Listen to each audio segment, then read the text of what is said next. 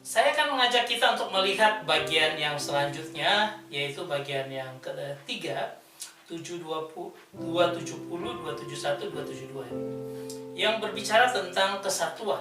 Ya, ini kita bicara dari pasal Efesus pasal 4 ayat 3, komitmen, passion, bersatu, damai. Ya, ada satu unsur yang luar biasa Paulus pikirkan untuk memberikan kita pengertian pada zaman ini. Ini dikatakan seperti ini pada ayat 3. Saya ambil frasanya, yaitu dan berusahalah memelihara kesatuan roh oleh ikatan damai sejahtera. Saya mau memperlihatkan kita dari bahasa Yunaninya. Dikatakan seperti ini, ya. Spodasontes terein ten hanoteta to pneumatos ento sindesmo tes eirenes. Ya. Nah, itu frasa dalam bahasa Yunaninya.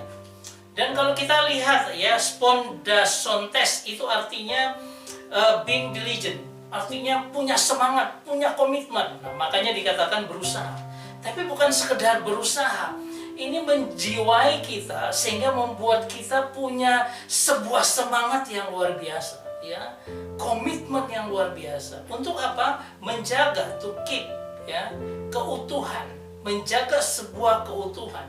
Dari apa yang terjadi? Yaitu keselarasan antara Tuhan, kita, dan sesama, ya, hanoteta, ya, dikatakan of dari Roh Kudus, ya. Jadi Roh Kudus yang bekerja di dalamnya untuk memberikan semangat, memberikan kita semangat berjaga-jaga luar biasa, saling memelihara satu dengan yang lainnya dalam keselarasan bersama dengan Tuhan, ya, dan sesama kita. Kemudian dikatakan ento in the, ya, ikat, sebuah bond, ikatan atau identitas ikatan kita, ikatan harmonis, ikatan batin. Sebenarnya lebih ke arah ikatan batin kita sebagai saudara sesama anak Tuhan, ya, yang di dalam kedamaian. Karena apa? Damai sejahtera yang Tuhan berikan itu ada dalam kehidupan kita. Jadi seluruh ayat ini mau berbicara tentang aku punya semangat yang luar biasa. Untuk apa? Kita harus saling menjaga satu dengan lainnya, supaya ada sebuah keselarasan antara hidup kita dengan Tuhan, terus punya hubungan dengan Tuhan, dan juga kita mengasihi sesama atau berhubungan dengan sesama. Ada Roh Kudus yang bekerja, yang mengingatkan kita untuk setiap ikatan batin kita itu dibangun di dalam kedamaian bersama dengan Tuhan. Saudara, ini mau membuat kita kemudian berpikir secara utuh seperti ini. Ayat 1 dikatakan, sebab itu aku menasihatkan kamu, aku orang yang dipenjarakan karena Tuhan, supaya hidupmu sebagai orang yang telah dipanggil berpadanan dengan panggilan itu. Saudara, lihat ya, ini harusnya kita orang dalam kekekalan, dalam ketidakberdosaan, jatuh hamartias, ya, kita jatuh dalam dosa karena kasih Kristus. Lalu dia memanggil kita kleseus, seos, ya, dia memanggil kita. Lalu apa? Hidup yang kita jalani ini itu harus apa? Layak. Hidup yang kita jalani ini layak sesuai dengan apa? Yang dia panggil, ya. Dikatakan ekletete, ya. Hidup itu harus sesuai dengan panggilan kita, eklesia. Kita dipanggil dari gelap keluar pada terang. Hidup kita harus kita buat layak seperti itu. Bagaimana cara hidup yang layak? Dikatakan di dalam ayat kedua, hendaklah kamu selalu rendah hati, lemah lembut dan sabar, tunjukkanlah kasihmu dalam saling membantu. Itu yang bagian kedua kita sudah bicarakan. Saya gambarkan seperti ini. Masuk dalam seluruh kehidupan kita, bagaimana metapases tapeino prosines, ya, artinya seluruh kerendahan hati, lemah lembut, sangat sabar, ya, dan itu satu dengan yang lainnya kita tanggung, saling mendukung satu dengan yang lainnya di dalam kehidupan yang tadi itu yang kita jalani, yang layak, yang sudah sesuai dengan panggilan kita. Nah, terus apa? Kita harus melakukan sesuatu, di mana apa?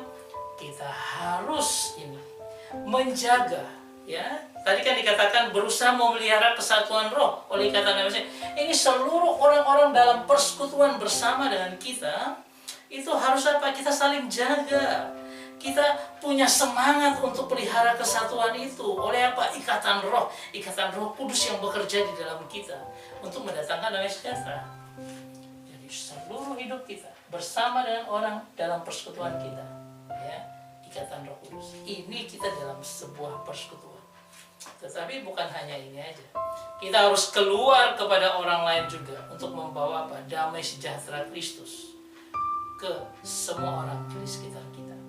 Kita akan nanti melihat hal-hal yang luar biasa pada bagian yang keempat, ya, pada ayatnya yang keempat, ya. Nanti kita coba pikirkan bersama. Saya mau menggambarkan sebuah film yang saya dapat dan bagaimana orang-orang itu bersatu hati dan bekerja bersama-sama saling membantu. Ini mereka akan membangun sesuatu bersama-sama. Bukan hanya bapak-bapaknya, ibunya juga demikian. Ada yang kalau sakit dibalut dan sebagainya. Ya. Semua bekerja bersama.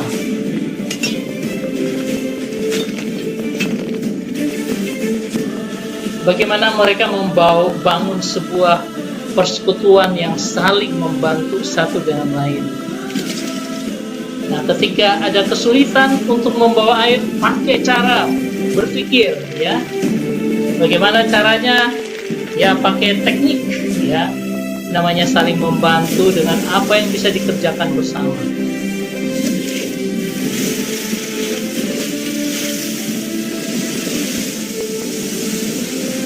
Anak-anak juga terlibat, ibu-ibu dan sebagainya. Ada kasih yang luar biasa. Oke, saudara, coba kita refleksikan ini bagi kita. Apakah saya mau dan punya tekad kuat membangun persatuan persaudaraan dalam damai sejahtera Kristus? Itu tergantung niatan hati kita. Semakin hati kita dekat dengan Tuhan, semakin ada rasa mengasihi saudara-saudara. Makin hari makin menyayangi, makin mengasihi dia, ya, dan mau berbagi dengan dia. Kedua, maukah saya menganggap orang lain di sekitar kita, bukan hanya dalam persekutuan kita, tapi orang lain di sekitar kita sebagai sesama yang tetap harus kita kasih. Nah, saudara yang terkasih, Tuhan menggambarkan kepada kita tentang orang Samaria. Kemarin sudah saya sampaikan. Untuk menunjukkan sesama kita itu adalah apa? Bukan dalam lingkup kita saja. Itu pasti sudah luar biasa kita mengasihi. Tetapi juga kita harus berbagi dengan orang-orang lain di sekitar kita. Karena kita adalah terang. Kita adalah lilin dunia ini yang menerangi sekitar kita dengan kasih Kristus, damai sejahtera Kristus yang ada dalam kehidupan kita. Tuhan Yesus memberkati kita semua. Amin.